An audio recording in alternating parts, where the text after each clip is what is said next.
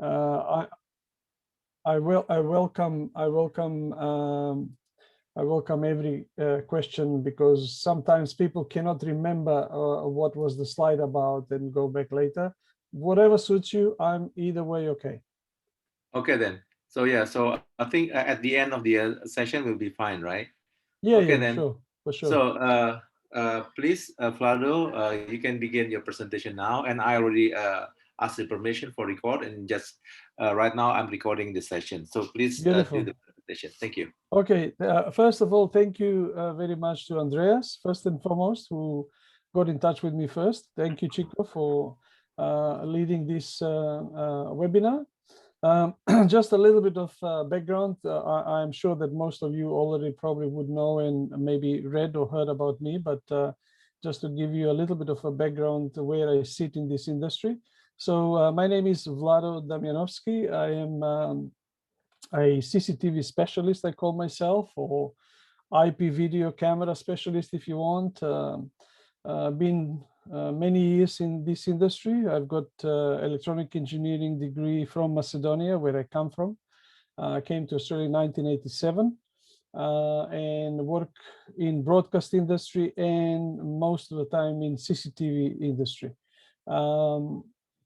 My specialty are cameras, but certainly that's only a narrow specialty, but I do have quite a lot of hands-on experience, starting from the very first known projects around Australia, which are basically some of the pioneering projects, including digital CCTV, starting from 1997, when there were no digital technologies available yet. We did the Star Casino in Sydney. I was a consultant for that one. Um, Most people would know me for my 4 books on CCTV, which are published internationally by Elsevier from the United States. And they are actually translated in many languages, including Russian, Korean, German, and so forth.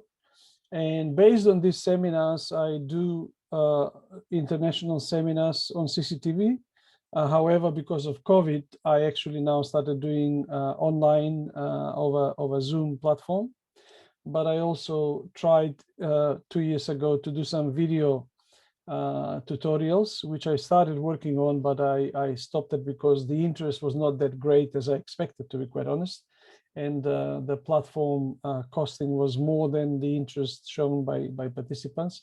But you can still see some free lectures I put on our website, so which you can see on this first page of the slide, vidilabs.com. I invite you to visit it when you have time, because there are a lot of materials there, both as visual, as PDF documents, explanation of how we work with the test chart, which I will talk mostly about in this instance, but we also have information about our application that we designed for iOS and Android for pixel density calculation, for motion blur, and so forth. So all in all, experience based on practice, which I try to put into books, with help of which I try to educate people as much as I can. And at the same time, keep hands-on real practical systems, designing, consulting, and of course, doing testing. As you can see from this presentation, we are talking about camera tests, but in fact, I also do tests like VMSs and things like that, which some people ask, okay, can you do a report on this such and such VMS and tell us, where we sit in the industry and so forth. So it's a quite wide range of things, but CCTV is the key. And maybe the last thing that I should say about me, which most people would know, but because I've got a lot of posts and write-ups that I've done for different media and magazines, is I was one of the members to create the Australian CCTV standards back in 2003 or 4, standards coded 4806, which obviously were for analog at that time. But after that, I was requested, invited by IEC from Switzerland, the International Electrotechnical Commission to help them out in the preparing of the 62676 standards, the modern so-called IPVSS standards. So I was participating in that as well. And some things that you will see in this presentation do talk about that as well. So we are going to talk today, as Andreas asked me, well, I suggested these topics because I thought it was very interesting and unknown, but yet it talks a lot about the quality of modern cameras and how you can verify and test. So we are talking about analyzing IP cameras with modern test charts. About test charts. What is test chart? Many people don't realize in CCTV that test charts are simple yet very important way of determining objective qualities of a camera. So the test charts have been in use for many years in broadcast television, and typically this is basically a very high quality printout of a pattern, circles, bandwidth representation, and so forth, which are put in front of a camera, and under the controlled environment you can actually talk about camera qualities versus another camera or versus another settings, because you're always using a repeatable static reference image. So the test charts are important for that reason, because they are static and they can be repeated. You always can test different cameras as long as you've got the same lighting condition, and you can judge based on the image, is this camera better than the other, right? So as you probably have heard, there are many test charts in the broadcast industry that are known, like one of them on the bottom left-hand corner here called the RETMA test chart. It's been used in the standard definition for many years. Then we had, when the technology went to high definition, ISO produced a test chart called 12233, which was high definition for resolution. As you can see from these two test charts for the broadcast industry, predominantly on the left-hand side, the RETMA was at the time when we had tube cameras. So with tube cameras, a lot of problems were with the geometrical distortions due to scanning, due to positioning of the tube and so forth. So there was a lot of circles there, which are basically used to determine whether the image is linear. In other words, whether the circle is really a circle. But also they had resolution in TV lines, which actually can show you basically from the test chart. Similarly, the ISO 12233, when it was introduced, was more or less resolution testing and checking. And I wanted to say that for a long time, the CCTV industry did not have any test charts specifically for our needs. And I actually saw that need. And back in 1994, when I produced my first book called CCTV, I actually decided to put a test chart at the back cover of the book. So my idea was that the people that buy the book, which was the first book on CCTV in that time anyway, there were no books on CCTV. So my idea was not only to educate people, but also give them a tool to be able to check quality, at least primitively, but quality of a camera from the back cover of the book. So what you see on the right-hand side at the bottom is a test chart that we designed in 1994. So this is many years ago, which people could use for that purpose. Now, obviously, I didn't know whether people will like that or not, but eventually that was accepted as a very practical thing to do. So we started actually making test charts separate from the books. So obviously the books are usually about A4 format.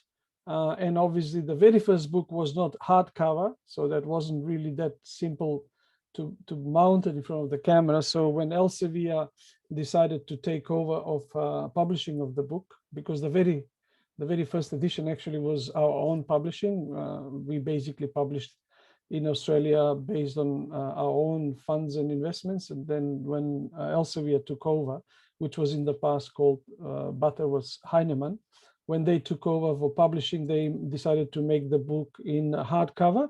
When it's in hardcover, it was reasonably easier and better to have the test chart there as well.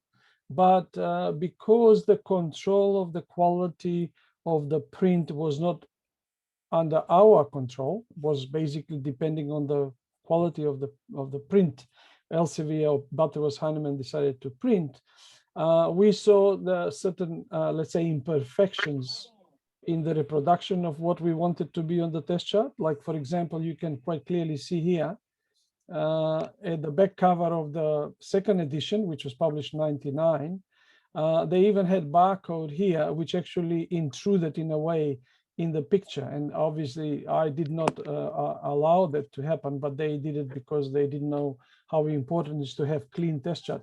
So we started making A3 format test chart of the same that was on the book and sold it separately as a test chart product. And you can see here one of our early. Oi. Yeah. Sorry, any question? Hello. Oi. Okay. Can you hear me all well? Yeah, you're okay, good. Sorry. This on the left-hand side is like one of the advertisement we had where we saw, we basically show people how you can use the test chart.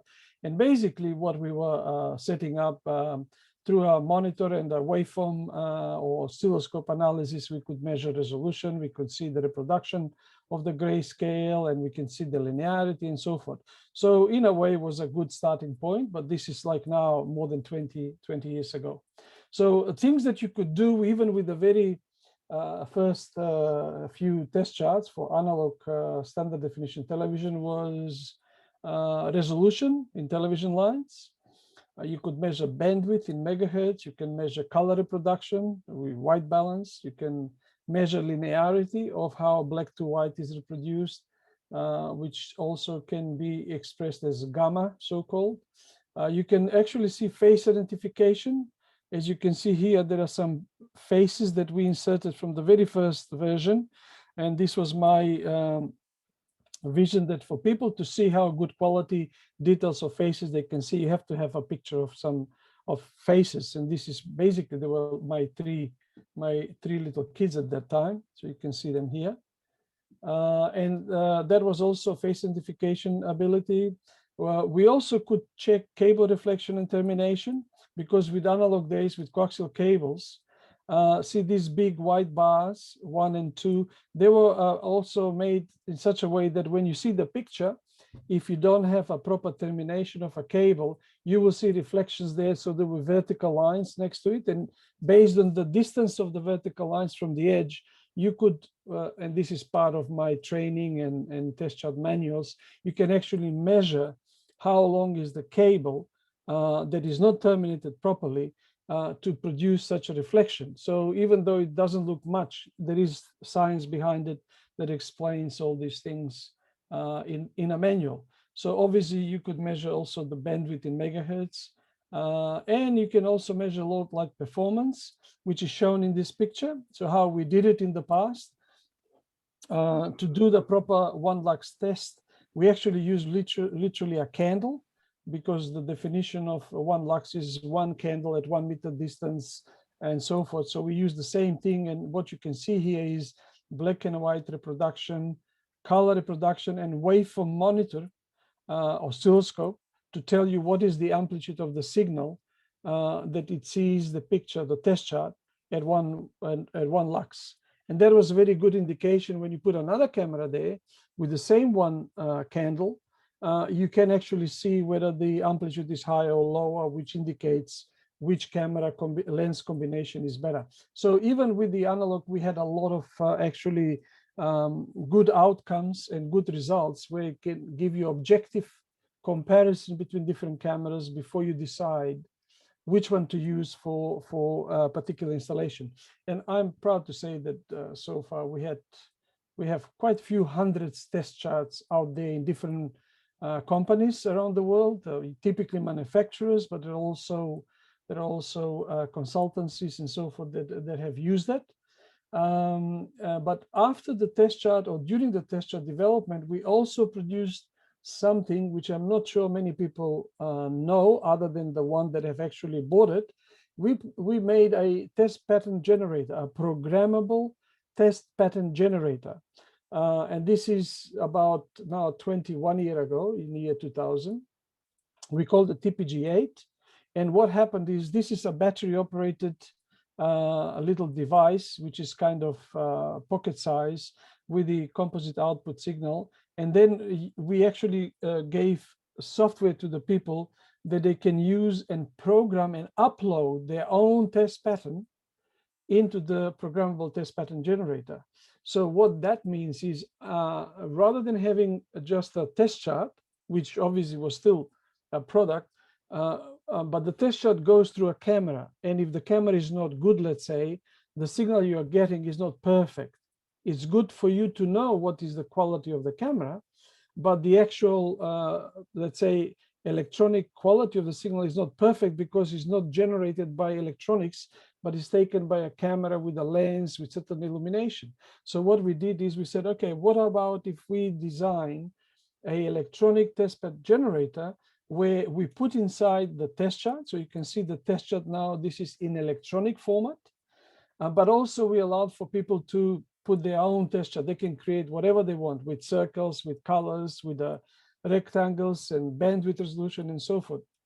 So that was a very nice product to have at that time. And again, quite few companies have got it. Sadly, we don't have today anything similar for the high definition, although I'm thinking of that eventually. If the interest is there, maybe we can do something. But the test pattern generator was very important for setting up monitors. If you've got a big control room with a lot of monitors in the past, but also today, the same problem is how do you know before you put a camera through that monitor, how do you know that all your, let's say, 4 monitors or 16 monitors are the same settings, contrast, brightness, color? Unless you've got really a test pattern generator, you would not know that, because even a small tweak on the contrast or brightness, or maybe different setting of some kind in the monitor that you don't know, somebody changed, or the default factory settings were different, will not produce the same picture. With a test pattern generator, which generates electronic signal, it's very easy to see everything to be the same. Once you know that everything is the same from electronic signal, then whatever camera you bring in, you know the picture that you're seeing is actually genuinely from the camera. If it is not contrasty, it is not contrasty enough from the camera, not because the monitor is not said to be contrasty. That's a very important thing that a lot of designers may not necessarily understand. But clearly, it was intended to set up the whole chain from the camera to the receiving end, to the television screen, to the display for the best picture quality. So that was done in year 2000. Then later on, in when the high definition got introduced, which is somewhere about 11 years ago now, I would say 2010 roughly, in CCTV, high definition became a technology that was preferred by a lot of people. The camera started becoming high definition, HD, rather than just standard definition. So we decided to say, well, we need a new test chart, which was now version 4, because previous one, version 1 on the book, 2 and 3 similar on the book and on the separate board. This was version 4, where we decided to make a test chart that actually can be universal in terms of both for SD, which is 4:3 aspect ratio. So you can see here, this test chart has got 4:3 aspect ratio where the white little triangle markers are. So this part here that I'm showing with the mouse, and I don't know how much you can see, but it's 4:3 aspect ratio. And then also the inner part with the yellow little triangles, that's actually 16:9. So yellow corners and stars, if you want in the corners, is HD. The white ones is SD in aspect ratio. So if you set up the camera as instructed in the manual, you basically can measure either standard definition camera, which in 2010 was still very common, or if you buy a new camera, which was HD, then you can actually test it as a HD, going and judging by the yellow corner. So in a way, it was universal, and we were proud of that being a unique and such a setup. At the back of that test chart, we also produced like a large sort of sticker A4 format, where we quickly showed people, even without having to read the manual, what is they can check and how they can check on the test chart. So you don't have to have the manual. You just turn the test chart at the back and you can see which part is for what. So I'm not going to go through this at the moment, but I'll show you the last version, which is version 5, what we've done. And the version 5 came up only about a few years ago, basically 2018. So this is a version 5, we call it. This is HD UHD, or basically UHD is 4K. This test chart is done for high definition and 4K signals, as well as megapixels 4x3. So you can see it's also 4x3 and 16:9 when it's inside to the yellow triangle markers. Now, we do make this in both A3 format and A1 format. So A3 is obviously much cheaper and easier to ship around the world, but basically the outcome is the same. It's just simply if you want to have a proper testing, obviously A1 would be a better one. Now, the interesting and important thing that this chart is containing many more things to be tested offers, but also it is compliant with the IEC 62676-5 standards, which is the standard that I participated a lot in, and I'll mention a few things inside, including the new things that are different to what we did in analog television. So now with this test chart, we can measure resolution in line pairs per picture height, which is the new norm in the standards. Now, another things that we've done with this, back in 2020, well, it's only last year really, we introduced industry first software analysis of the picture quality. And I'll show you how that works. Basically, what we are saying is you don't have to judge the image quality visually, which is typically what people would do. Put a test chart, make sure you properly adjust it, make it the best picture you can get, and take a recording, and then you know what is the picture quality.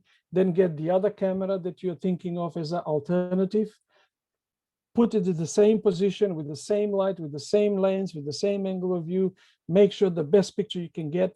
And by looking at those two images visually, you may see, okay, this camera has better resolution or better color reproduction or better details or whatever.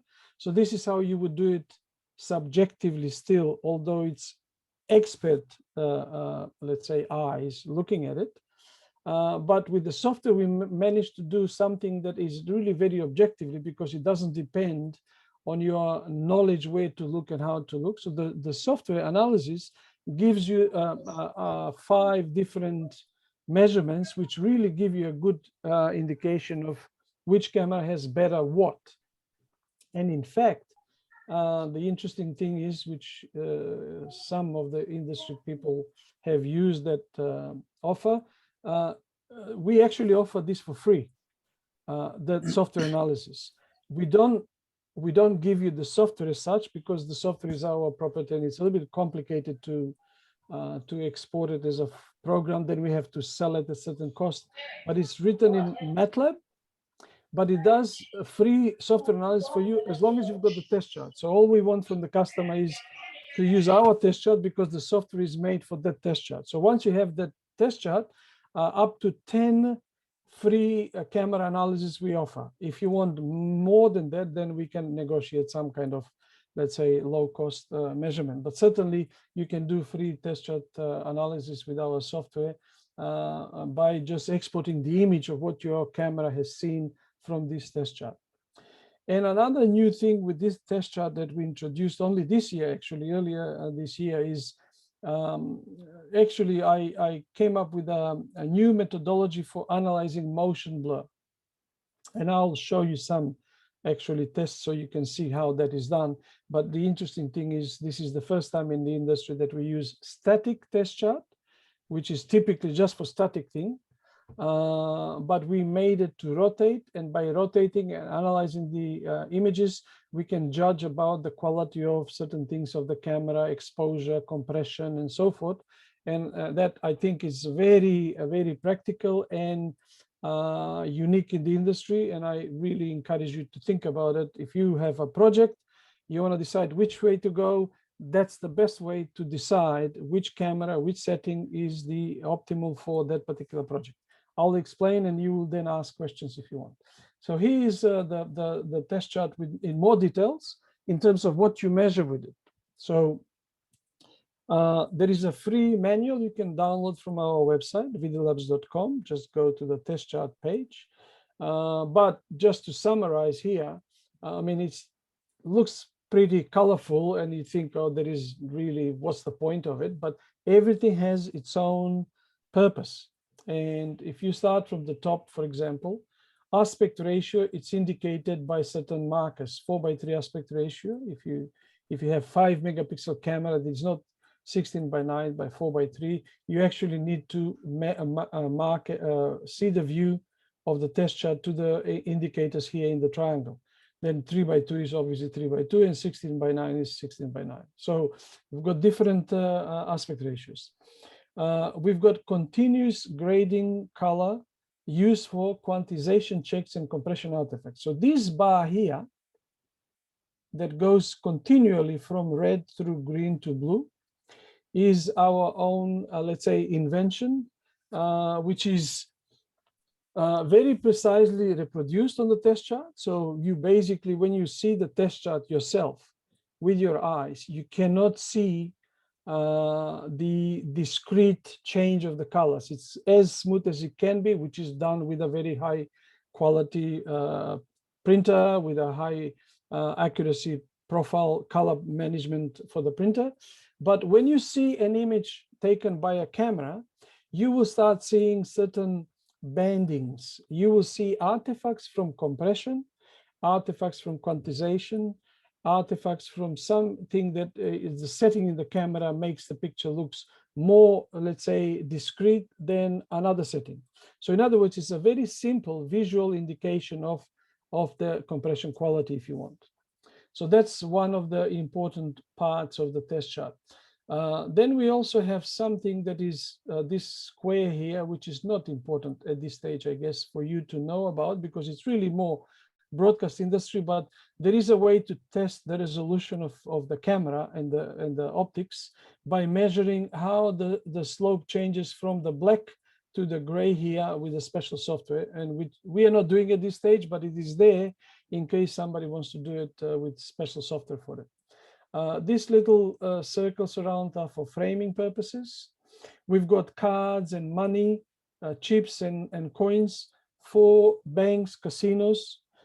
These are made to scale, 2:1 scale. So if you get the A3 format test chart, these cards and money are half the size of the actual real money and cards. So there is instruction in the manual how you set it up to see full screen. So you really see half of the test chart with whatever angle of view you want. And if you can identify or recognize the money or the cards in the playback thing, that will tell you that putting a camera at the point of your testing is sufficient to identify the money or card. So in other words, indirectly, you can have just a test chart with you and you can go and set up casino camera or bank camera. Then we also have squiggly lines here. I call them squiggly lines. This is the old way of measuring resolution, which is visually. So basically there are some here like indicates a 540 line pairs for picture height, which is, as you can see here, there are 4 black lines.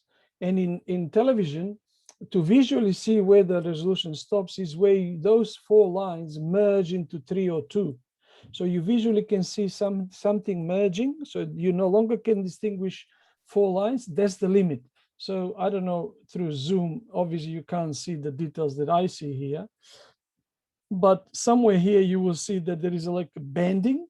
That means this is the resolution for this display for the test chart. So it's just a simple way of visually testing. So this is not software testing yet, but it's enough for visual identification of the resolution of a camera. It's a squiggly line because we wanted to make sure it's a bit natural curve rather than straight lines, which are kind of coinciding with the pattern of the sensors, horizontal, vertical. Sometimes that creates some artifacts which give you a wrong impression of the resolution. We have another continuous change of bar from black to white to black. And this is similarly for checking the artifacts from compression, but also for checking the gamma. Gamma is the transfer curve of the sensor to produce output. So whether the black and white are linear or they are in certain curve. And you will see the software actually measures that. So just remember this black, white to black, because you will see later on the software actually will show you what it looks like. Then we also have the so-called 11 steps of gray, which is typical television. You should see 11 steps of gray from the dark one to the brightest one. And when you are basically seeing the picture, if they are not differentiated, then you've got some kind of manipulation of the electronics that changes that. Or if your camera is good, you may have brightness and contrast setting on your monitor not set the best, because technically you should see all steps, 11 steps of gray, distinguished from each other, rather than like in my case, I don't know, in zoom, depending now on zoom compression, decompression from my end to your end, you may see these two steps very close to black each other. But actually at my end, there is a difference between 10% and 0% of black. In your case, you may not see the difference. And that shows me that the zoom image compression is doing something that is ruining the picture of what I actually see here. Then we also have, see at the bottom, you've got this 9 faces and another smaller 9 faces defined by UK Home Office standards. Now we use this because this is part of the 62676 standards. And one of the ideas, and you will see there are faces in the center, is a very practical way of determining face identification ability of a camera. These faces are computer generated, and they are computer generated to make them similar but different. So for example, here at the bottom, you've got faces of sort of, it's not very white face, it's not very black face, it's kind of in between. And they are different faces, although they look similar. So in other words, their characters are A1, A2, A3. That's how they are named. This character here is B1, B2, B3. This character here is C1, C2, C3.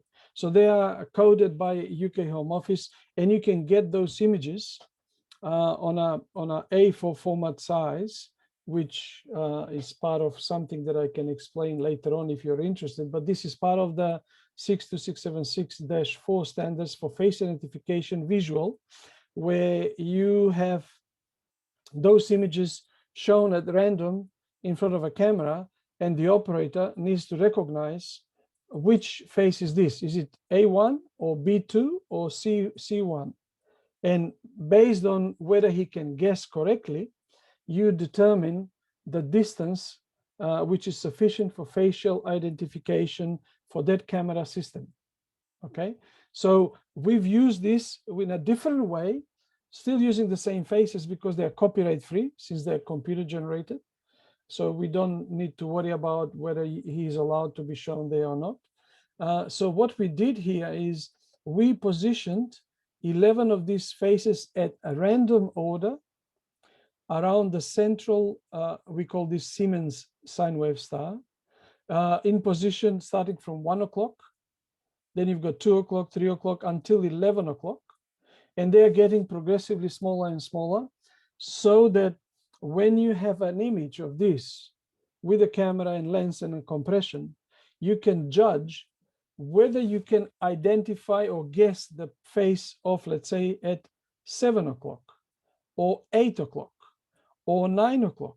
So the higher you go, the closer you are to 100% of face identification for that lens, camera settings and compression settings. Okay, and I'll explain how that is done with our actual test chart. But this is the idea of these faces, which are different size, and they go in order clockwise from 1 o'clock to 11 o'clock, and they are random, so that you are supposed to guess which one it is, depending upon which camera you use in terms of resolution. Then we've got on this other side, we've got reducing point size characters. So this is from A, B, C, D to Z, starting from 26 font points. Like if you do printing of documents, you know, there are font point size, 10 points, 11 is very common. When you print out something, you know what the size of it looks like. Well, this is starting from really 26 points and ends up with 1 point. So the last letter Z is only 1 point, so tiny that chances are you can also use that for determining the resolution, even though it's really fonts. But chances are you will not see the Z with a HD camera. Maybe megapixel camera you can, and you say, well, I can only see up to S, for example. I can't read T, U, V, W, X, Y, Z because they're so small. So in a way, it's just helping you determine certain camera lens combination. So that's another reason why we put it there. Then the yellow bar is just simply a reference ruler in centimeters in case you need to measure something, but it's also a nice yellow to be able to set up the HD 16:9. You can see here, this yellow is at the top. There is a yellow bar at the bottom. And actually they're used for when you're aligning the cameras for resolution measurements. That's very important. Adjustment for resolution measurement is important. Otherwise, all other things can be done whichever way you want. But if you want to do proper pixel density measurement, then you also need to worry about seeing exactly to the edges, to the corners here, like this, where the yellow and black merges. You have to put your view to cover exactly that. Then we've got TV standard fully saturated bars. So these bars here, they are the 8 television standard color bars. People in broadcast call them pajamas, but basically this is white, yellow, cyan, green, magenta, red, blue, and black. And all of these are saturated colors in terms of binary saturation. So for example, white is red, green, and blue, 255, 255, 255 levels of luminance or color, red, green, and blue. For example, cyan would be red is 0 there, green is 255, blue is 255. And let's say magenta would be red is 255, green is 0, blue is 255. So these are the pure saturated colors that we see later on. You will see the software measures that it can tell you how good is the color reproduction of your camera, what is the white balance of your camera, basically. That's the reason for that. Then we have so-called these stars, we call it stars, Siemens sine wave stars. They are based on the IEC 62676-5 recommendation for measuring resolution. Now, this is an interesting part which needs a little bit of explanation, but I will not go too much in theory unless you ask me to. But the key behind this is there are sine wave bars. If I try and zoom in, I'll just see if I can zoom in so you can see better. I'll zoom in 400%. So the changes from the black to white are not following clean steps, fully black, fully white, but actually it's a sine wave in terms of intensity of black and white. And the reason for that is that with having intensity changes, we actually have much better resolution measurement of the camera because it's more natural. If we have sudden steps like we used to have in the past, often electronics produces ringing artifacts when you have clean cut. So this is used based on recommendation by the standards. So there are 144 rays of black or rays of white, and based on how much you see, the resolution is measured these days now with line pairs per picture height. We no longer use television lines in the modern IP CCTV standards, and the reason for that is that we are becoming similar to what they do in the television and what they do in photography, where the measurement is line pairs per picture height. So in other words, picture height is 1080 if it is HD, or 2160 pixels if it is 4K, or there is 8K coming up. So for a HD signal, for example, the highest resolution, theoretical resolution that you can have is 540 line pairs per picture height, because the maximum height is 1080 for HD is 1920 by 1080. So 1080 divided by 2 is 540. So the maximum resolution you can have with HD with the best picture, with the best lens, is 540. You should expect less than that, but if you come close to it, that means it's a good camera, good lens combination. So we've got a bigger Siemens star in the center, because usually the central resolution is optically the best always. But we also have the corners one, so 4 corners one, slightly smaller, to give you indication whether the camera produces good picture in the corners as well, or just in the center. If there is a big difference, it could be that the lens is very poor, so you focus in the center, looks okay, but corners are very blurry, resolution drops down dramatically. That's a good indication of the lens and camera combination.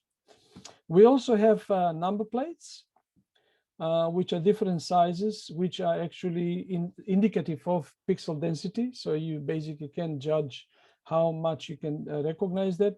And we've got in the manual explanation how you convert pixel density based on whether it's HD camera or UHD camera, and based on which one you recognize. So here you've got millimeters in height relative to the test chart height, but 8 mil, 6.4, 5, 4, 3.2, 2.6, they can be converted into pixel density, so that you know at certain distance a car can be seen with such a clarity. Then we have the random faces, which I explained. So that's basically just showing you that. We also have so-called Macbeth color checker car chart, which is probably not so important for CCTV, but in photography is important, which is to do with the human skin face colors. Reproduction of it is important to determine how good quality of color reproduction the camera has. We also explain the random order of the faces, which is shown here. That's printed on the test chart. So if you forgot whether this is face A1 or A2 or A3, we actually tell you here what is the random order, but it's made to be faint, so you can't see it from the reproduced test chart. You're supposed to guess it to know whether the pixel density is sufficient for that face identification. Interesting enough, here is patch number 5, the middle patch, which is 50% of gray. So you've got white is 100% white, black is 0%.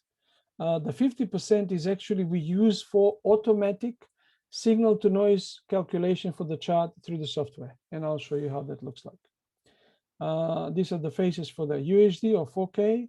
And we also show the test chart dimensions. So this is really very simplified nutshell of all the elements in the test chart that are not accidental. There's a lot of theory behind it. There's a lot of testing and calculation. So I encourage you to think about, if you really want to do objective testing of a camera, there is no better way than having a proper test chart where you can compare things sitting next to each other, because you know what the test chart looks like and what it's supposed to show you. So here is a slide that tells you that actually you can test any camera with our test chart. So it's not just CCTV, which is on the left-hand side. You can test a photographic camera, you can test your mobile phone. I have done that, and I know the different qualities of those. So now what I'll do is I'll run you a little video to show you how the software analysis works. Now, I'm not sure if you can hear the sound from the video, but if you can't, please let me know. I can speak on top of it, but if you can hear it, I'll just shut up for about a few minutes until you see what the chart shows you, how the software is working. Let me see if the audio is there.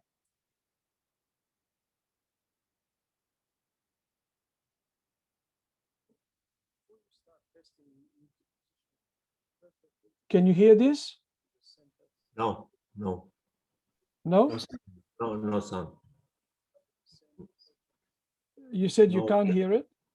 Yeah, I cannot. Sorry, I'm sorry. Because it's speaking, I can't hear because I can hear both sounds. Did you say you can hear the sound or not? Cannot, Vlado. Okay. Well, I'll talk as we go with that. My own words, you can hear it. So so it's explaining that you need to set it up first properly. So you need to set it up to cover exactly 100% 16:9. You have to illuminate with 1000 luxes according to the standards, which is what I show in this video.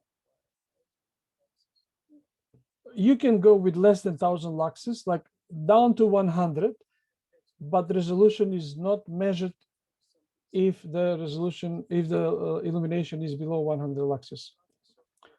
So this is an actual, a real export of a video clip. So video clip, you export an image, which is what it looks like. And then we've got the software. So that image as a bitmap or JPEG is exported and runs through the software, which is written in MATLAB. So basically what we do is we just open that image, which is like if you do it with our test chart, you buy a test chart, you send us the image, we run this software, and you will see what it looks like. So we get the file, which typically should be bitmap, but could be JPEG. So let's say this image is a preview of what it looks like, what the camera has captured. So once we open, the software runs for a few seconds. It says busy at the bottom left-hand corner. And here's the result. So this is what the software produces. So the software will tell you, actually it measures 5 different things, but this is the main and most important window. So it tells you what is the maximum resolution, let's say in this instance, in the center. It says 393 line pairs per picture height. Then corners, you've got left corner, top left corner is 322, 377 top right hand corner, 302 bottom right hand corner, 278 bottom left hand corner. But as you can see, the center resolution 393 is the highest. As I said, the highest you can get is 540. So this is still not that high, but not that bad because the linearity is quite okay. Like I don't see very big distortions. You can see here also we get the color accuracy. So this is shown with delta E, which is like an error of the colors. In this case shows 2%. For the yellow shows 3%. For the cyan shows 8%, tells you what the software has measured. So this is the horizontal bar, which actually will show you the transfer curve of the camera. The white is in the middle, but let's see what the camera has seen, and that will be shown in another graph. So this is going from black to white. The middle was for the signal to noise measurement. Yeah. So this is the pajamas at the top where the cursor is showing you now. So these are supposed to be pure red, green, and blue saturated colors, but the actual software has measured slight deviation. For example, the yellow, instead of being red 255, green 255, blue 0, it measured red 251, green 249, blue 68, and the delta E, which is the color error, is 3%. So that's a objective measurement of a white balance of the camera. For yellow, that's what it sees, which obviously depends on the white balance of the camera, depends on the source of light that you have, what is the LED, and so forth.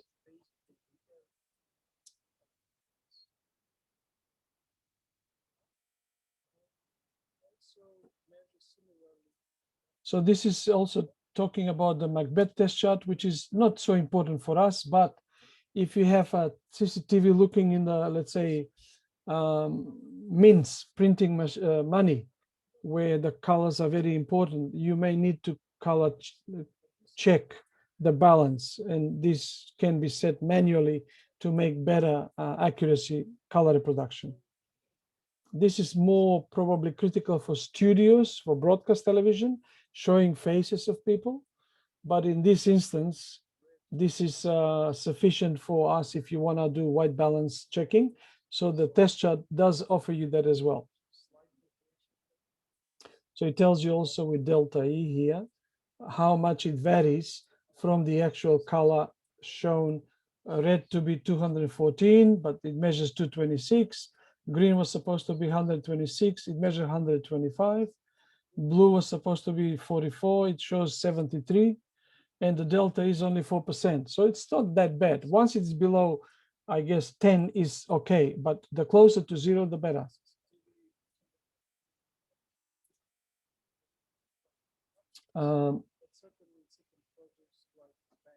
So this is only the first measured screen. Again, automatically measured resolution, color, accuracy, and you will see the next couple of windows. It measured the gamma, it measured the 11 steps, it measured also the continuity of the resolution.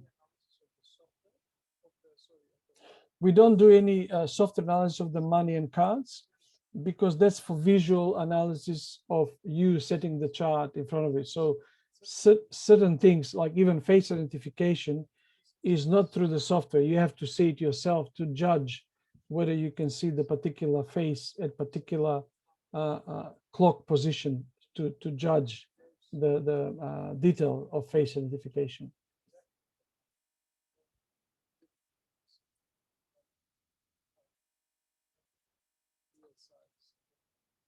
So if the chart is A1 size, the money and the cards are a real size 1:1. On A3, the size of it is only 50%, but still you can make it to look real. And this is the actual so-called MTF, modulation transfer function. It shows you in percent. And according to the new standards, resolution is measured down to 10%, which is where the dotted red dotted line is. In this case, the green is the center star, and it tells you where it crosses the resolution. So this shows you 393 line pairs per picture height. So this is what the software measured. This is what was shown in the previous video, where you see the number 393. So this is again expressed in line pairs per picture height, no longer television lines in IP CCTV. If the camera would be 4K or ultra HD, the maximum horizontal resolution you would have there would be 1080 line pairs per picture height. In this case, it's 540.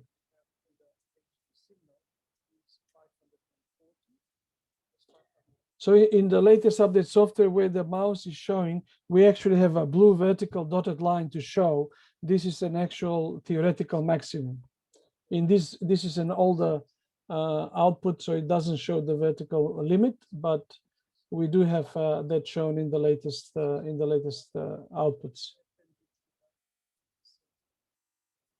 And also by judging and seeing a much lower resolution in, let's say, bottom left-hand corner, you can judge the perpendicularity of the sensor relative to the optical axis, which is often unknown but a common error with some CCTV lenses and cameras.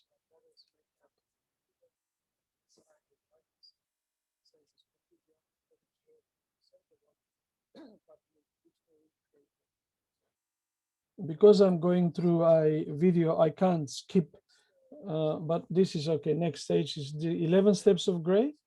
So the black dotted line tells you the theoretical position. So you've got from black to white. And the red dotted line shows you that the black is lifted up, it's 30%.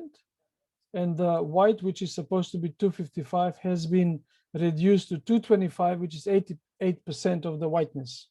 So in a way, indirectly shows you how the camera compresses black and white, squashing it to show you black to white, which also influences the picture quality. So this is measured from the same signal, from the same image. And this is, if you remember, that continuous bottom bar, that is continuous black to white to black. So that's the green showing you this is black. That's white, about 255 levels. And this is black again. The red squiggly line is how the camera saw that continuous black to white to black. And that indirectly shows the transfer curve of the, which again influences the picture quality.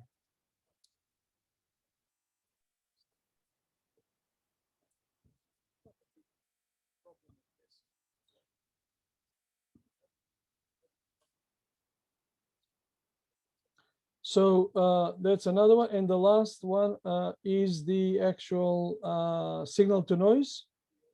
So the middle patch, if you remember, number 5, it measures 0.7 variation in the grayness, which includes the compression artifacts and signal to noise of the sensor.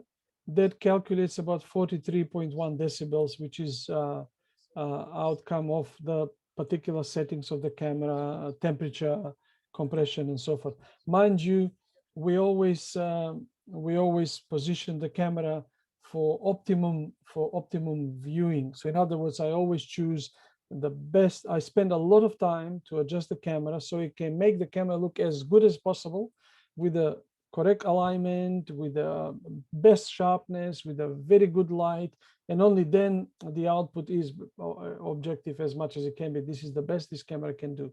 So you can easily compare with another camera. So this next slide shows you that we actually, based on this is what we would produce for you. If you would to ask, okay, Vlado, can you give us a software analysis of our chart? So on the left-hand side here is shown how the raw test chart file looks like. So this is without being printed and synced to the camera. As you can see here, there is no deviation. Steps are identical to the theoretical one. The black to white to black is identical to the other one.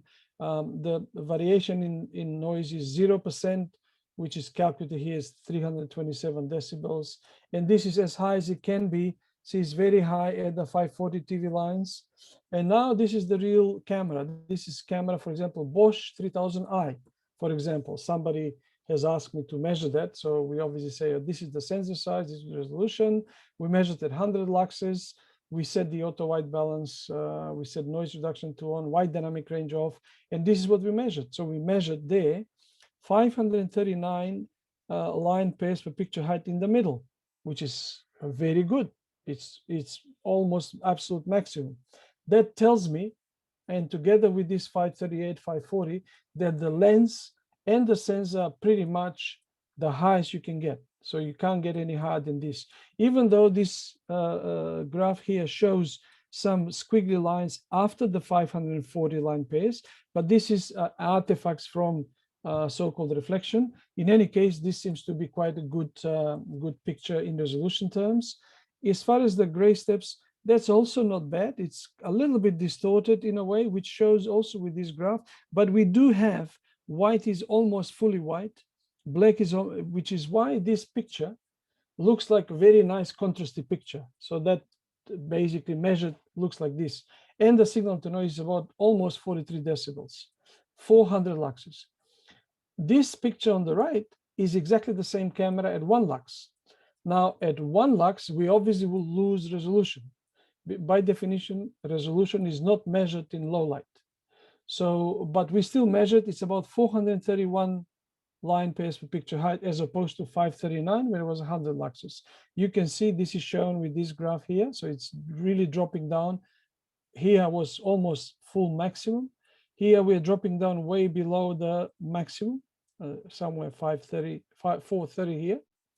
The noise has been dropped down to almost 40 decibels. You can see here that black to white has been squashed because there is not enough light. So the luminance has been compressed. And this is the linearity at that level, which is still not bad, almost very straight line. And similarly, this is another camera. Let's say this is Hanwha XN06085, whatever. You can see here resolution, you can see steps, you can see at 1 lux. At 1 lux, this dropped down to 402 line pairs per picture height. But for 100 luxes, that's also pretty good resolution camera, 539 here. Similarly, we now have here, I also tested a mobile phone, so you can see the difference. See, mobile phone, Samsung A31, I don't know what is the sensor size there, but you can see resolution is okay, but not as good as the Hanwha and Bosch. This is like dropping down to 434 rather than 540. Signal to noise is quite good. But one thing that I can also show and share with you, if you can notice, if I switch between these two, so this is the Samsung mobile phone, this is the Hanwha. I don't know if you can notice a little bit of distortion of the circles in the corner, as opposed to the mobile phones have very good optics. That's at least distortion wise, they're almost as straight as possible. But you can see here the continuous change of red to green to blue is really not as what is on this camera. And here I've got also iPhone as a comparison. So you can see iPhone XS, which actually shows quite a good resolution in the corners, 528, 501 in the center, 516, quite good linearity, but the noise is a little bit higher than the Samsung, which was 52 decibels, and so forth and so forth. So these are the results of measurement report, and this is results of faces, which is not measured by the software, but it's just showing you the different setting, different cameras give you different details, and you can see different brightness, compression artifacts, and so forth. So this is part of the software testing of the chart. Let me see, what's the time? 1:45. We've got 15 minutes, is it, to go? Yeah, we have. I think we can finish on time. So let me now show you the motion blur analysis, which is new. This is something that hasn't been done before. Mind you, software analysis hasn't been done before, in CCTV at least. But this motion blur is only something that I came up this year, although the basis for that is in our ViDi Labs calculator. That is the application you can get on Android phone and iOS. We already had industry first motion blur calculation. In other words, when we use CCTV cameras, everything that we take image of, video of, moves. Everything of interest, I should say. This is people, cars, vehicles, bicycles, moves. And because it moves, we always will have some blurriness due to that movement. The blurriness is defined by the exposure, which is in our calculator shown as 1/25 of a second. And this is for 25 frames per second. So it tells you here, if you move perpendicularly to the optical axis of a camera at 20 kilometers an hour at 100 meters distance and use 8mm lens, then there will be 7 blurry pixels. Like object will not be sharp, it will be 7 pixels displaced.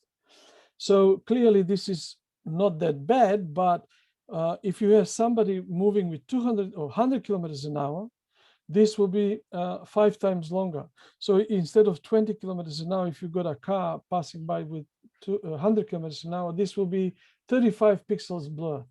If the pixels 35 blur are shown, that is very difficult to recognize face. You can't read number plates. You can't read playing cards if somebody have moved their hands with such a speed in front of the camera. And this is the thing that was basically used to advise and propose to the ASIS standards. These are the drawings that I've submitted for a blurriness calculation formula, which is used in this test chart, in this application. Based on this, what we did is we design a rotating test chart. And rotating test chart actually is a very simple and yet very efficient method to test the effect of moving at different speeds by just simply using a test chart with a controlled speed revolution of the motor. And in this case, I use stepper motor, which by changing the voltage, you can have 1 revolution a second, 2 a second, 3 a second, half a revolution a second. And all the calculations can be done based on the formulas that you saw before. So that means we can now actually simulate any object moving at any speed, at any distance. But we can do the testing in a controlled environment where you have controlled lighting, and we've got controlled speed of movement, which is replicating the speed in the real objects. So in our test chart, in our testing lab, we also have dimmable lighting, which you can easily reproduce. So by just having this test chart, you can actually do the same thing by making the test chart mounted on something that can rotate at certain speed. And if you control the light, you actually can produce so many useful images that will tell you which camera is more suitable for which particular application. So the conclusion that I can give you here is that the factory default settings are never optimal for all CCTV applications. In other words, if you want to use your camera for picking up people in a shopping center and you want to make sure you identify faces, that's one setting because there's got certain light environment, you've got certain distance. But if you want to pick up cars, vehicles passing in front of the camera, you want to recognize number plate, there is another setting. If you want to see a roulette wheel, like we did with some examples that we have, how the roulette wheel cannot be seen, the numbers cannot be recognized, you actually can do all these settings. So what we did is we came up with this drawing, which was posted on LinkedIn some time ago, but basically you can see here the idea. This is a camera. We position the chart that actually is a certain known distance that you can measure. The chart starts to rotate. Then on the test chart, if you remember, on the test chart, we actually have, the test chart shown here, drawing as well. You've got the faces, remember? The faces are at certain distance from the center of rotation, but we also have number plates. There are different sizes, different distances from the center of the chart. So when the chart rotates, we calculate the tangential speed of revolution of the faces, and we calculate the tangential speed of the revolution of the number plates. By knowing that, and by knowing the formula that we already have advised, we actually know that, if, and this is the table here, I don't know how much you can see, but I'll obviously give you a copy of this. So this table here, for example, it says that if the test chart rotates with, let's say, 1 revolution per second, okay, then the tangential speed of the faces is approximately 0.4 meters per second.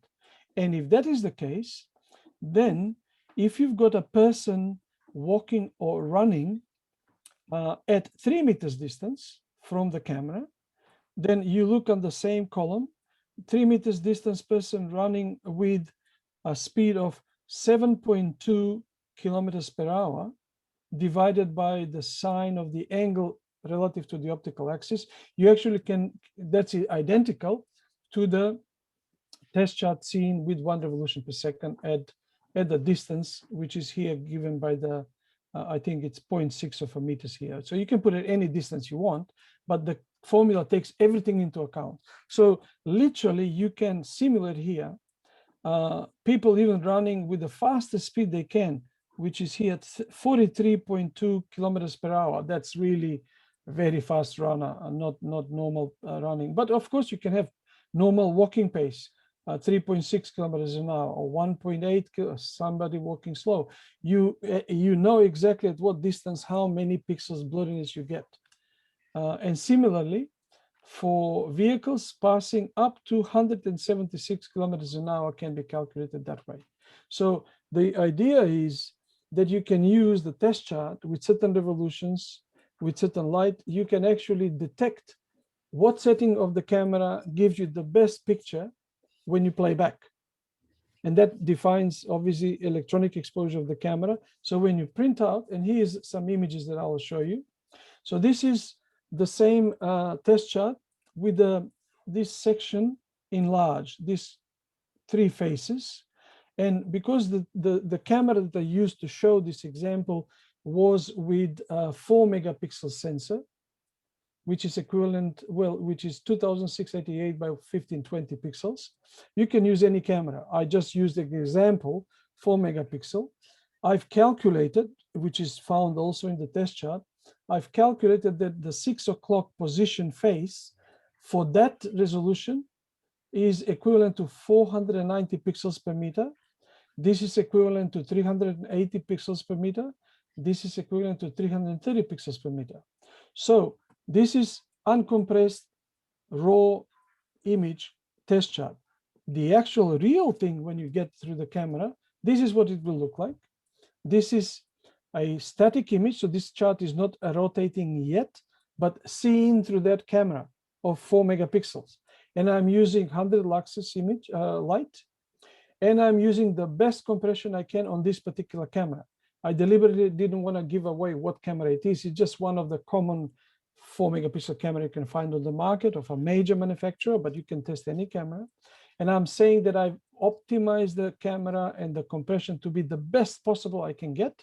That's what the picture, the faces look like through the camera, through the lens, the distance, which when you compare with the original one, is not that bad. Like these are the faces I can clearly see. This face is that one in the middle, that face here is that one in the middle, this one here is that one at the end. So here is electronic image of the static test chart. But when I start rotating it, sorry, this is static also, this is at 100 luxes, this is the same but at 1 lux. So you can see even 1 lux when the chart is static is more or less okay. If person doesn't move with that camera at that distance, you can recognize it. But once the test chart starts rotating, whoa, that's a different picture. Now look at this. This is 1 lux. Of course, the center is more or less sharp, but I can't see these faces because this is now a long exposure and I hardly see and recognize these faces. Okay, how about if I go to 100 luxes? Ah, yeah, 100 luxes is a bit better, more light, exposure is shortened. I can maybe recognize this face. This one, maybe, but this one distorted too much. And you can see the artifacts here. You know, you've got artifacts that are not, see how distorted the flat chart looks like because it's rotating. And this is exported image from the rotation. The next example is of the same. So the difference here is this is 100 luxes H.264. This next image is H.265. Now you can clearly see with the same megabits per second, H.265 for the same light is better. Even though the picture is now from rotating test chart, I can see better details. But if I drop it down to the exposure on H.264 reduced to 1/500th of a second, maybe it's get a little bit better, but it's very distorted in the corner. See here, these artifacts that are not in the test chart, looks like washed out gray steps. Here, look at the artifacts on the continuous color bar. They're just unbelievable, which is static, even with 1 lux, looks quite nice and smooth, right? Here, it is just so bad. H.265, sorry, this 1000 of a lux, even worse for the continuity, but maybe I still can recognize this face, but this, no way. It's just too many artifacts from the, now this is compression affecting the artifacts. And this is the same, H.265. Well, I would say this is better for sure, because I can see not that many distortions here in this corner. Face here, I can recognize this, maybe even this one. And the continuity is a little bit better than the H.264. See H.264? So this is the example of how we can actually use the same static test chart in rotating and determine. So this is not just comparing different cameras. This is, you can even set the same camera, there are so many variables there you can adjust. You may find that particular one is the best for your application. Don't use the camera default setting from the factory, because there are so many factors that influence the quality, compression, amount of compression, exposure, wide dynamic range on or off, signal to noise or dynamic noise reduction on or off, all that influences. So that was the purpose of this, let's say, presentation, which I think I finalized to the last slide. So the end presentation slide is here. And I would say now feel free to ask questions, and I'll go back to my stop sharing screen, but certainly you can, let's see. Am I stop sharing the screen? Yes, you stop saying. Thank you, Vlado, okay. for the sharing. So No yeah, it's time for question and answer. So there's one. Okay, Malvika, you have a question, please. Yeah. Hi, sir. So is there anything to measure WDR also? Just a second. Let me put the other earphone. I can't hear you proper. Just 1 second. Yeah, go on. Yeah. So is there any method or anything for measuring WDR also, wide dynamic range? I really cannot understand you. Is there anything? To measure WDR, wide dynamic range. Wide dynamic range, yes. Wide dynamic range influences a lot because, again, this is something we explain a lot in my seminar, so I don't want to drag too long, but wide dynamic range, the way it operates, it does double exposures. And this is how it achieves a dynamic range that you can see in the dark as well as in the bright. So that means when you're producing 25 images a second, or 30 if you want, to see a real live streaming, as we call it, every one of these frames of the 25 is actually exposed twice. One very short, like maybe 1,000 of a second, that picks up details only in the bright areas, and one normal, which is maybe 1/25 of a second or 1/20th of a second, which picks up details in the shadow. So the electronics combines them together. So that actually influences a lot in how you see motion artifacts. To answer your question, my experience is, if you want to capture moving objects, often it is better to turn wide dynamic range off. Wide dynamic range should be used only when you have very difficult lighting conditions, when you're seeing against very bright door in a hallway and you want to see both inside and outside, then wide dynamic range is very useful. But if you've got outdoor camera looking at, let's say, traffic moving, and you want to capture the number plates and everything, I have found that, and obviously it depends on different models, but the concept is the same. You often will have better picture if you turn the wide dynamic range off, because outside everything is illuminated more or less equally. Wide dynamic range doesn't give you that much more details, but actually, because of double exposure, may confuse the image that you're getting when you pause in the playback. Does that answer the question? The question is there any method, like any test chart to measure WDR value? There is the standards, there is, and actually that's something we can't do with a reflective test chart like ours. For wide dynamic range, there is a special back illuminated film transparent chart, which has 32 patches, and that's explained in the standard. So if you want more details, I can give you some. But basically now our test chart, if you download our manual, let me see if I can find it. I'll show you what I mean. We actually suggest how you can test it. And then there is a very simple way of testing it. So let me just find a test chart. Okay, let me open the PDF, which you can download for free on our website. Just a second.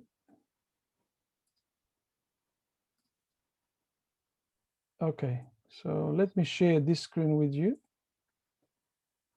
That will be on page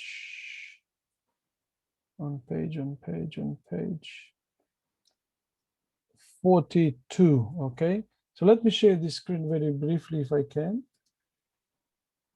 Okay, so this is the screen that shows our product manual, page 42. So the WDR can be tested like so. What you need to do, you can get a film, transparency film that is used for scanners, for testing, calibrating film scanners, and basically get a solid state light, which you put the film in front of it, so that you put the test chart there as well. And it says here in the picture, a camera dynamic range retrieving slide details, right? If you can see the slide details as well as this test chart, even though it may be faint, that means your wide dynamic range is set to work okay. But if you don't have sufficient dynamic range, then what you will see, a camera with insufficient dynamic range will give you the test chart okay, but the white light with the slide will not be visible. It will be completely bright because the dynamic range is not having very short exposure. So that is our recommendations without you having to pay thousands of dollars for this special back illuminated film box, which you can of course buy and order, and this is recommended by the standard. So there is a special illuminating test chart, because you can't measure dynamic range on a static printed test chart, because the dynamic range of the test chart is not that big to show you whether your camera has got good enough dynamic range. You need something to produce light behind it. Okay, thank you. Got that. Thank you. Okay, any other questions? Yes, Vlado, if I'm getting this correctly, it seems that the first test charts that you did was based on the subjective test, and then you change it toward more objective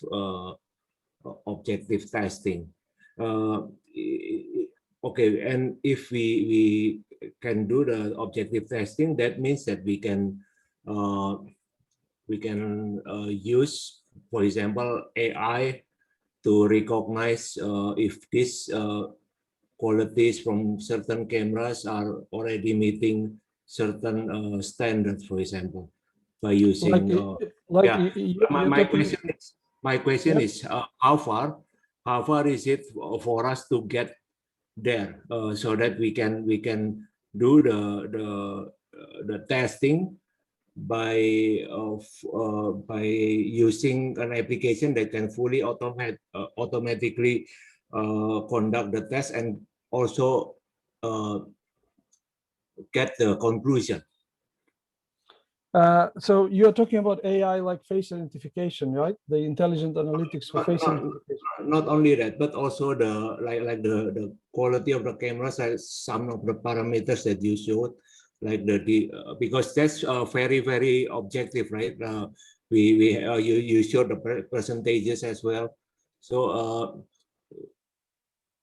how far is it for us to get to the tool that can fully conclude by itself that this camera is meeting our requirement, for example?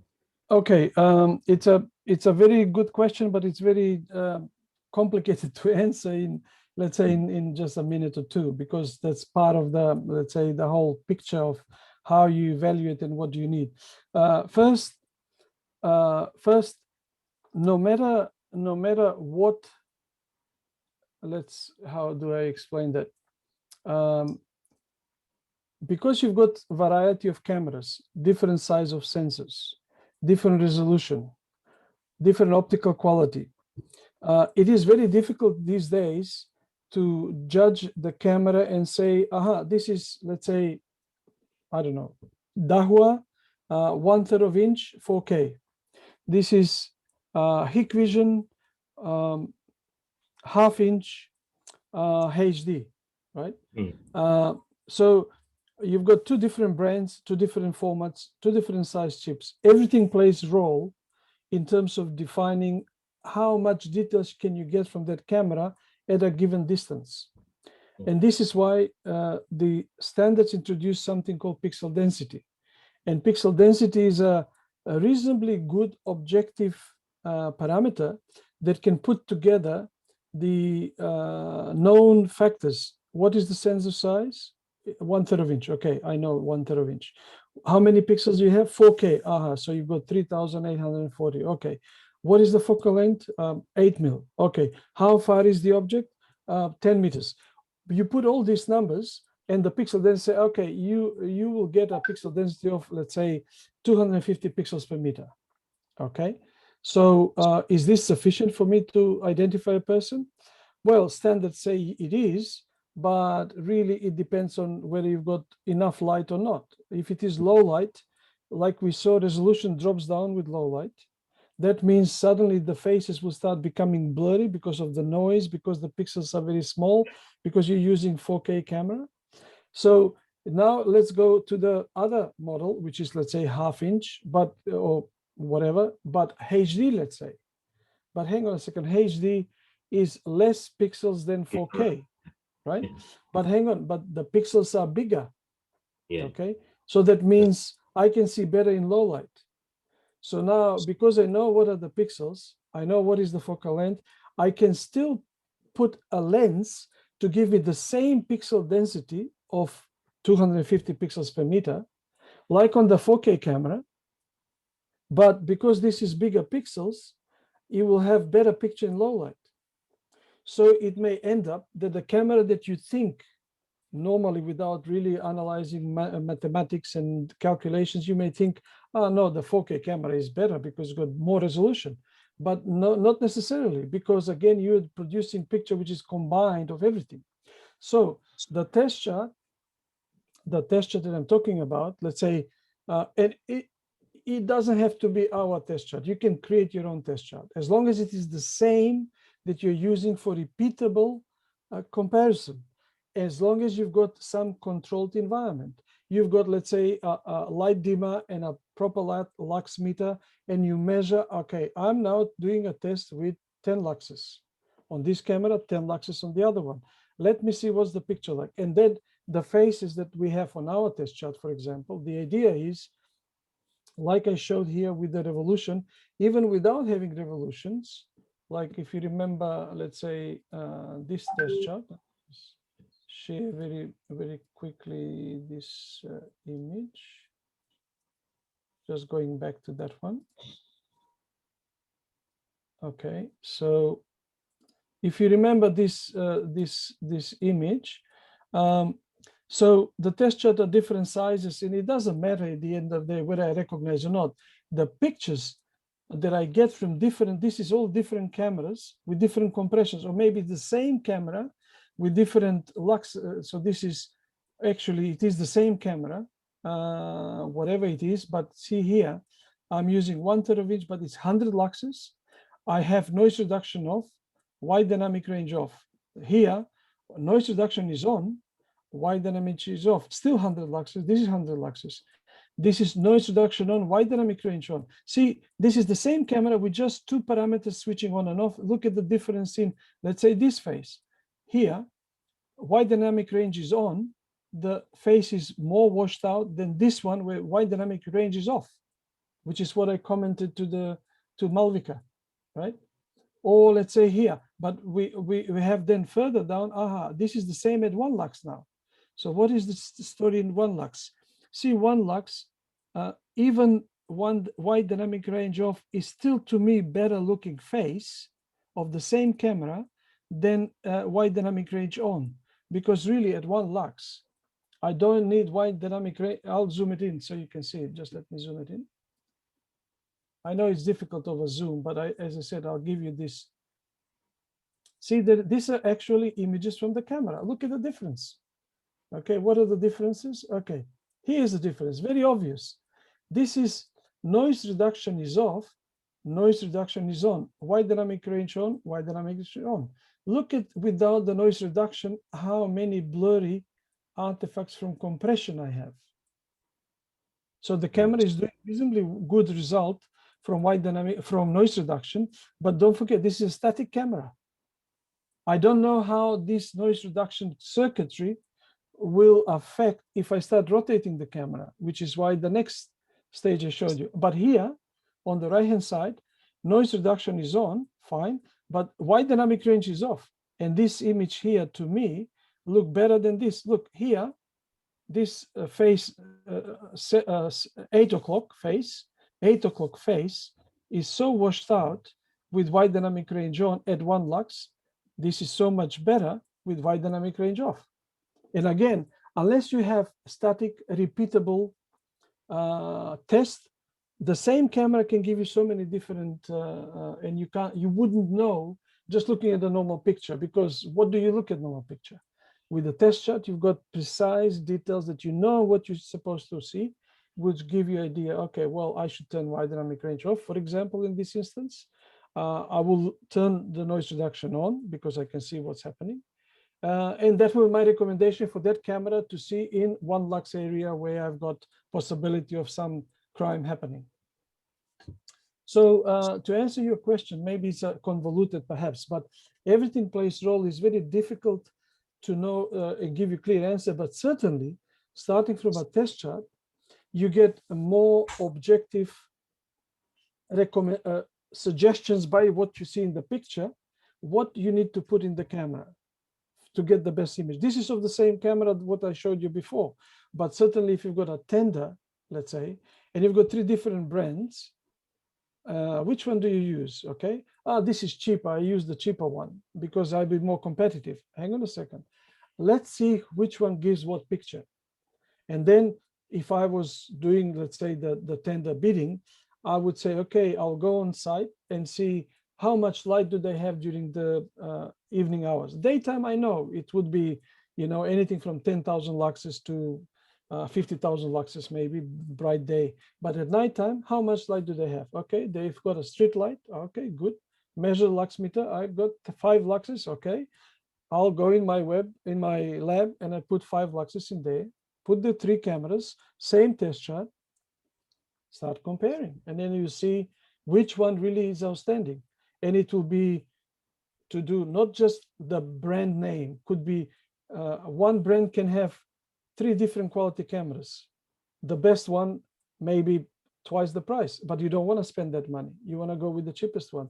And if you compare the pictures, you can then justify, well, hang on a second, this picture is so much better. I will convince my customer to go with this one, even though it's more expensive, because I'll show him the pictures in that environment. And that's the only way to convince yourself and the customer. And then you know which one is the best result. Then it's more objective, I think. Yeah, does it answer the question? Part of it? Yeah, partly. It's okay. It's okay. Okay. My next question is about the code for the MATLAB. Do you have it available on different platforms? Because no, how if we don't have MATLAB, for example? Yeah, I know. But as I said, Andreas, at this stage, because of the investment we have in this, in development and MATLAB, we prefer not to give the code away. Okay, so we're not, even though we are offering free evaluation, but you need to send us the picture, the exported image of the test chart with your camera. We will do that for 10 cameras for free, for 10 different models or 10 different settings. If you want more than that, because we need to go through everyone and produce the report and report, blah, blah, it will be some fee which we can agree. But my idea was for people to use that free service so they can see themselves, okay, these are the 5 cameras I want to compare. We do it for free, as long as you buy the test chart from us. And to produce an actual executable file that you run it on your platform, I can do it, but it's prohibitively expensive. Expensive for you, because I know people are finding it difficult to pay $700 for a test chart, even though, you know, other people selling test charts for $2,000, 3,000 euros or whatever. for the executable file, I have to buy software that is like $6,000-7,000, and I can't sell that software to you for you to justify to buy the software. It's just too expensive. For that reason, we say, okay, we invested in making the code. We paid thousands and thousands of dollars to develop it. We fine-tuned it. We paid for MATLAB licenses and everything. And basically, we can give you free, without charging you for it, for you just to use the test chart. So basically, our idea is test chart is very useful. Here's our test chart. You can do objective testing even without the software, but certainly with the software, it will be very helpful because we give you report, which is done by the code, by the algorithm. But visually, you can do it by yourself. In the manual, in fact, it is explained how it is done. If you want to do it manually, there is no problem. It's just going to take a bit longer, and it maybe not be as accurate as the software, but certainly can be done manually, which is explained on page 22. So if you analyze this, if you're interested, page 22 gives you exactly the explanation how the line pairs per picture height is calculated. You can visually see where the bars are merging. See shown here in this thing, where black and white are merging. You make a line. Okay, this is. And you can obviously you can measure this in a photo editing software, and you say, okay, this is 1853 pixels to here, this is 1983 pixels to there, so that means this width is about 130 pixels, and there is a formula which is shown here, whether it's high definition signal or 4K signal, what is the number to use in this formula here, and you calculate exactly what the software calculates. So there is nothing secret there. It is just you have to do it manually. We are saying we do it with the software because that's our invention for the industry. This is what we wanted to see. We had to create the actual test chart. The Siemens sine wave star is not easy to create, even as a graphical thing is very difficult. But we managed to do it. We managed to calibrate it. We managed to get results as per the standards, and we verified that. And we made it to be available for people wanting to do it. All we need is just people to buy the test chart. And that's the only thing that returns the investment into development. Thank you, Vlado. Thank you. Yeah. And by all means, like I appreciate your time and questions. They're all valid, but the online seminars we are doing, like I think you asked me already, if you get at least, like half a dozen people or whatever, that's, I think, very, very inexpensive per head to have 5 days that covers everything. We do have a lot of examples, a lot of questions answered there. I mean, this is really what I can do in an hour and a half. It's a bit rushing maybe for you. Too many things there that are not maybe quite obvious or clear. But if we go through 5 days of training, 3 hours each day, there were a lot of things that will become so much clearer because we go through sensors, what it means, pixels, resolution, optical resolution. People don't think optical resolution is important, but that's the first thing. If you don't have good optics, you can have the best sensor.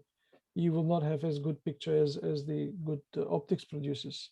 And all this certainly adds to the end result. And the test chart sees the complete thing: lens resolution, sensor resolution, electronic processing, compression, decompression. And then what you see is the end result of all these things. And not simple answer. It's not one thing. Okay. Yeah. Thank you. Yeah. Any other questions? Okay, thank you, Mr. Andreas and Malvika. Is there any question from the audience? Okay, so my question is very basic, but about technology, because we believe that technology has the speed of technology sometimes is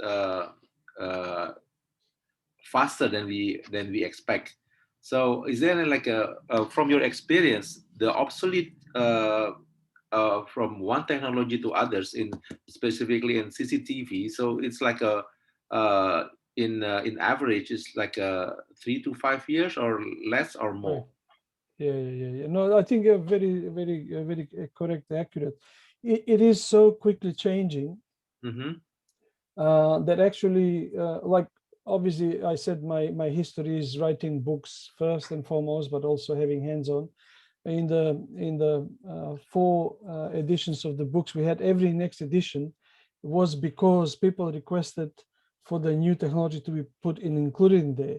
So suddenly what I did in 1994, 95, for the first edition, I had to remove chapters and chapters on, tube camera, CRT, VHS recorders and everything. It all changed. And this is exactly like you said, every 3 to 5 years, let's say 5 years is probably every next leap. So standards cannot catch up with that. It's very difficult. Standards takes longer time to develop. And by the time they develop, something new comes up. Standards have to be constantly evolving as well.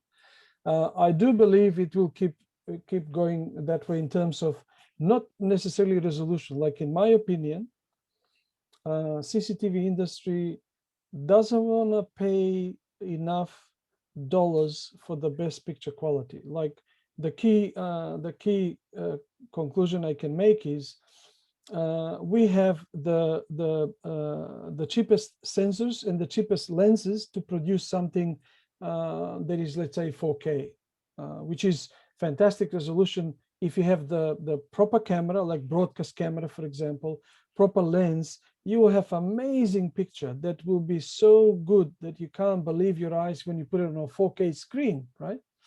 But we are actually seeing through the eyes of CCTV, oh no, this camera is too expensive. This is, let's say, I don't know, $2,000, and you can't afford more than, there are brands like Chinese brands for $300. Why would I pay $2,000? And, all that makes it, we are using what the industry makes as a, not as a residual, but in a way, only when the technology drops down in price so much, we then start using it. Like 4K for broadcast television would usually have much larger sensor because you need more pixels, because you want to see better in low light, have a better dynamic range. So I don't think, even though broadcast now goes to 8K, 8K is the next thing, right?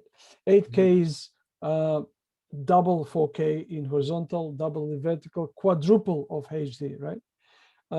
But because we can't afford bigger sensors and bigger lenses, which will make the camera more expensive, I don't think the push for 8K will be in CCTV for years to come. I think 4K will be okay to stick to as long as you've got good sensors, good lenses. But the next thing I think will be not so much in increasing pixel count, but rather increasing the intelligence and artificial intelligence processing inside the camera mostly than anything. So you obviously are aware that we are doing more and more of this AI. And the reason for that is one of the seminars I did for Singapore 3 years ago, specifically on their request, was about VCA, video content analytics. And that's part of the new standards that I was also participating in. 62676-6 is called. I learned through my research, because this is not in my books, since this became interesting topics after my last book came out, which is 2014. I have not decided to sit down and write another book because there is not really much incentive to do it. Like the books don't pay enough for the amount of time you put in there, 6 months or 12 months writing drawings and things like that. So I did decide to do just a seminar. In there, I learned that the analytics is now interesting because the algorithms and the speed of processing is such that we can now really use very intelligent algorithms for detecting various things. And that means if you can do them in the camera, and some manufacturers offer you now to put the actual algorithm in the camera, you don't depend on the server processing power, because if you depend on server processing power, then you limit yourself how many cameras you can put in there, since processor is used for both recording, decoding, and sharing, as well as analytics. So it's better to have that on the camera end, like compression. Like we are having compression on the camera rather than in the recorder most of the time. So now if you do analytics in there, all you have to decide is which analytics you do. And my belief is, this is for you as a, let's say, users, my advice is now that we are at a, let's say, new quantum leap in terms of CCTV, where we no longer have to use CCTV only for security purposes. In fact, CCTV is a very good platform as an industry to offer solutions to other industries which can benefit immensely. Hospitals, detecting, people falling, temperatures, universities, traffic congestions, improving traffic, manufacturing, selecting things in the manufacturing, full bottle or empty bins or whatever. So all these things open completely new industries for us if we can see them. And with my experience, I'm not saying that I won't be wrong. I can't be wrong. I can be wrong, but my gut feeling is that if you can foresee that the analytics is the next stage, even if you stay at HD is enough. With the proper pixel density, you can use HD camera. As long as you've got good picture, of course, you still need to see better in low light and so forth. You can do a lot of things that can be used intelligently, and you can charge money your customer by improving his productivity, by increasing the safety in their workplace. It's not just stop the intruders to steal and criminals to kill somebody, but it's actually much more and more useful daily things. Which CCTV can really make a big effect as long as we see it that way. So that's my personal belief. So that will be, in my opinion, the next big leap, even though it's happening now slowly. But I think most of the people are really looking at faces, counting, number recognition, all the things that everybody is repeating. And it's okay. That's good set of application. But there are so many more things to do if we think that anything can be done through the visual now, as long as we know how to define the problem, can be done. And that's the future, in my opinion. Okay, thank you. Yeah. So it means that the CCTV is not the one and only device, but we have to think like comprehensively then. Yeah, absolutely, yes. And this is why I kind of, I resisted for a long time. And I always said in my book introduction, I always say CCTV, closed circuit television. This is not just for security. This is for hospitals, education institution, whatever you call it, even in the past. But now with the analytics, this is even stronger reason for us to go out of the security field. Even though, admittedly, the ASIS standard that I mentioned, I don't know if you know, but they are renamed to VSS, which is video surveillance systems, based on the request by the Chinese delegation, because they said, well, for us in China, CCTV is acronym for China Central Television. So they agreed to change it to VSS, but it means the same thing. So if you say video surveillance systems, yes, it is surveillance in many cases, but often it's not really surveillance. It's maybe video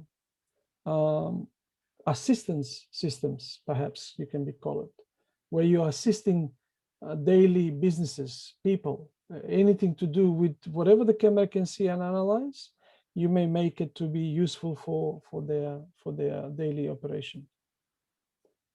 Okay. And we are the experts for that. Okay, thank you, Vlado, for the answer. You're welcome. Ada pertanyaan lain dari teman-teman yang lain? Okay, no more question. So once again, we would like to thank you, Vlado, for your time, your knowledge, your sharing knowledge to us, and hopefully that everything that you share with us will have a benefit to our members also here in Indonesia. And then we wish you also keep yourself healthy, yeah? So you're Thank still you. closing, right? Australia still closed to. Well, it is like we can travel, but we need special approval from the government. Okay.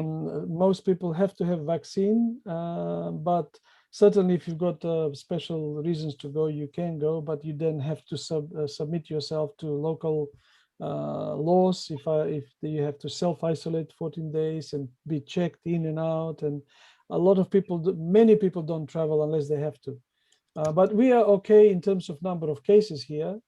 It's pretty well while it's closed, but certainly we don't know what happens if there is a big influx. Okay, thank you, Vlado. You're welcome.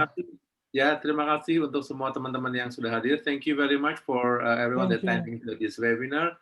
Hopefully, you will get the benefit here, and then see you again. We will have another webinar on June 18. So you can check in our Instagram if you want to. Sure. Once again, no problem. Thank you for the invitation. Thank you. Take care, everybody. Thank you. Bye. A copy of this for your use. Thank you. All the best. Ya, terima kasih Pak Andreas. Terima kasih Pak. Ya, mari.